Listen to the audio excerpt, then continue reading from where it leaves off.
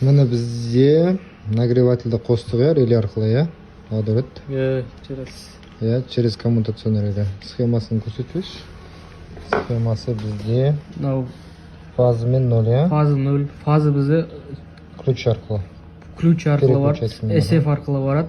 SF-тен тремге бөлек 3 пен 4 тремнің релесі арқылы катушкаға барады. Сосын одан жаңағы SF-тен прямой катушка жаңағы релеміздің контактісі арқылы барады. Открытый контактісі. 10 мен 6 нагреватель. Нагреватель 0, общий 0, нагревательге де жаңа реленің катушкасына де барады. Дұрыс схема барлығы дұрыс ше. Бүкіл үлкен заводта кішкентай схемадан басталады.